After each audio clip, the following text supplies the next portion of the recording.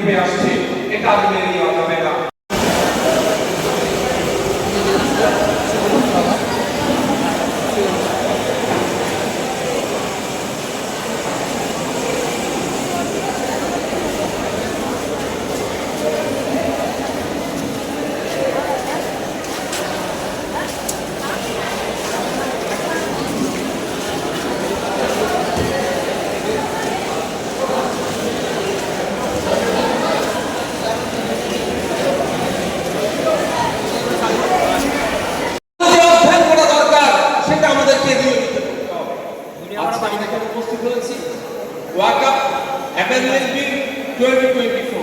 এই বিষয়টা আমি আপনাদের স্বল্প কথা বলবো, কারণ সন্ধ্যা হয়ে আসছে, আগামীতে অবশ্যই বলার সময় পাবো।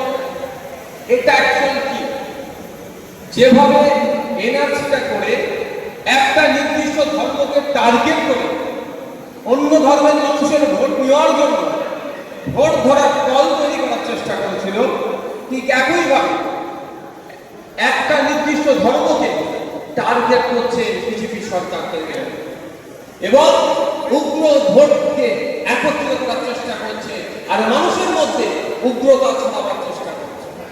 ওয়াকফ অ্যাক্ট আজকের নয়, দীর্ঘকাল হয়ে আসছে এই ওয়াকফ আইন। এখন কিছু সংশোধনীর মাধ্যমে কেন্দ্রের বিজেপি সরকার চেষ্টা করছে এই ওয়াকফ সম্পত্তিগুলো, প্রাইম সম্পত্তি যেগুলো আছে সেইগুলোকে কুক্ষিগত করবে, সেইগুলোকে কেড়ে নিয়ে ওই আদানি আম্বানিদের মতো পুঁজিপতিদের হাতে তুলে দেবে। কতটা সত্যতা আমি জানি না, তারপরেও বলছি, যেখানে আম্বানির বাগবাবর আছে, কি অ্যান্টিনাটা কি নাম আছে না, সেটা নাকি কোনো একটা মাদ্রাসার ওয়াকফ জমিনের উপরে তৈরি। ভাবতে পেরেছেন যে ওয়াকফ সম্পত্তিটা কি মুসলিম সমাজের পূর্বপুরুষেরা ধর্মের নামে, মাদ্রাসার নামে কিছু সম্পত্তি উৎসর্গ করে দিয়েছে। ওই সম্পত্তি থেকে মাদ্রাসা মসজিদের দেখভাল, রক্ষণাবেক্ষণ, ইমামের মাইনা, মাদ্রাসা টিচারের মাইনা, শুধু তাই নয়, ওয়াকফ অ্যাক্ট থেকে জানতে পারবেন গরিব মানুষের বিবাহের জন্য এই ওয়াকফ থেকে সহযোগিতা করার কথা বলা আছে এবং পড়াশোনা থেকে শুরু করে অনেক কিছু। এক কথা, মুসলিম সমাজের পূর্বপুরুষেরা ধর্মের নামে এই সম্পত্তি উৎসর্গ করে নিয়েছে। এখন আইনের চেষ্টা করছে ওই সম্পত্তিটা কেড়ে নেওয়া। অল্প সম্পত্তি নয়, ভারতীয় রেল এবং ভারতীয় সেনাবাহিনীর যে সম্পত্তি আছে, তারপরে যে সম্পত্তিটা ভারতবর্ষে আছে সেটা ওয়াকফ সম্পত্তি। প্রায় 9.40 লক্ষ একর জমি আছে। এটাকে কেড়ে নিয়ে কি করতে চাইছে? পুঁজিপতিদের হাতে তুলে দিতে চাইছে, কর্পোরেটদের হাতে তুলে দিতে চাইছে।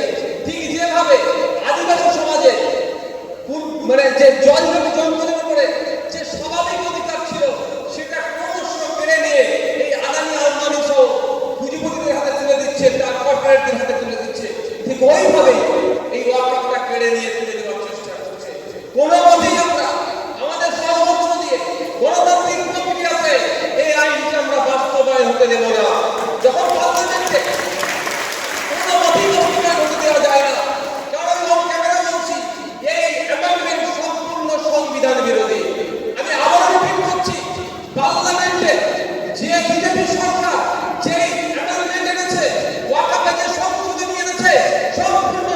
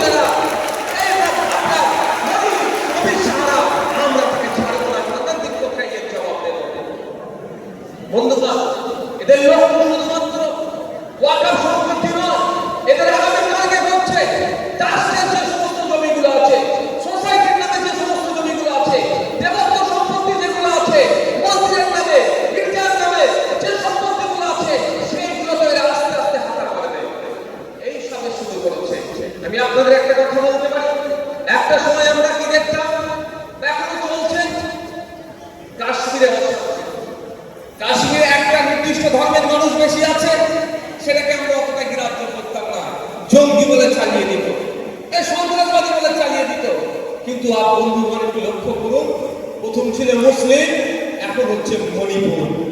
মণিপুরের মধ্যে দিয়ে দেখবেন ধর্মীয় পরিচয়ে কোন সমাজের মানুষ বেশি বসবাস করে? খ্রিস্টান। প্রায় 2 বছর ধরে ওখানে জাতি দাঙ্গা চলছে। এক ফোনে যদি রাশিয়া ইউক্রেনের যুদ্ধ থামিয়ে দিতে পারে আমার দেশের সরকার বাহাদুর, তাহলে আমার দেশের মধ্যে এখানে যেখানে জাতি দাঙ্গা চলছে মণিপুরে, সেটাকে থামাতে পারছে না। টার্গেটটা হচ্ছে একটার পর একটা জনজাতিকে ধ্বংস করা, একটার পর একটা সমাজের ধর্মীয় পরিচয়ের মানুষকে ধ্বংস করা।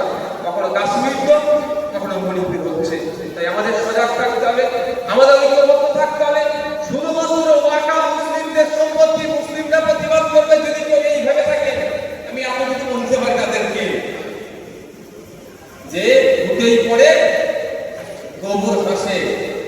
কাশ্মীর আর আপনার মণিপুর থেকে শিক্ষা নেয়।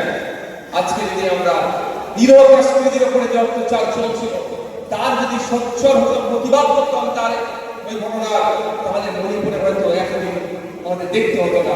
ওখানে আদিবাসী সমাজের মহিলাকে উলঙ্গ করে রাস্তায় হাঁটাচ্ছে। মণিপুর আমাদের দেশে, আমাদের পার্শ্ববর্তী একটা রাজ্য, ভাবতে পারছেন? কিন্তু আজকে কোথায় প্রতিবাদ দেখতে পাচ্ছি না। তাই আমি কথা বলতে চাই, সেটা জবাবটা আমার রাজ্য সরকারকে নিতে হবে।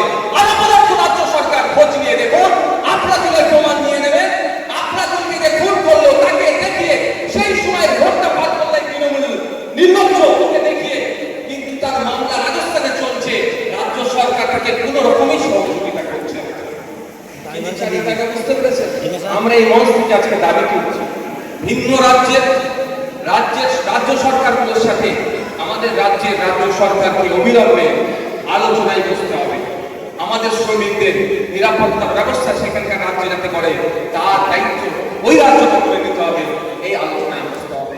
আমরা এখান থেকে আজকে দাবি তুলব এবং দাবি তুলছি, ভিন্ন রাজ্যে যে সমস্ত আমাদের পরিযায়ী শ্রমিকরা কাজে গিয়ে অত্যাচারের সম্মুখীন হয়েছে, যেগুলো এফআইআর হয়নি, আমার রাজ্য সরকারকে প্রেশার ক্রিয়েট করতে হবে। সেই সমস্ত রাজ্য সরকারের কাছে এফআইআর করাতে হবে এবং যাদেরকে খুন বা হত্যা করেছে তাদের বিরুদ্ধে মামলা রুজু করতে হবে এবং সমস্ত মামলার খরচার দায়িত্ব আমাদের রাজ্য সরকারকে নিতে হবে। কারণ এখানে আপনার মেয়েকে ৬,০০০ টাকা মাইনে চাকরি দিচ্ছে, আপনার মেয়ে, ওনার মেয়ে গিয়ে তার মামলা চালাতে পারবে? বলে সরকারি চাকরি দিয়েছে, শুনে রাখুন আপনারা, ৬,০০০ টাকা মাইনে, সে দিয়ে রাজধানী যে মামলা চালাতে পারবে? এই দায়িত্বটা কাকে নিতে হবে? আমাদের রাজ্য সরকারকে নিতে হবে।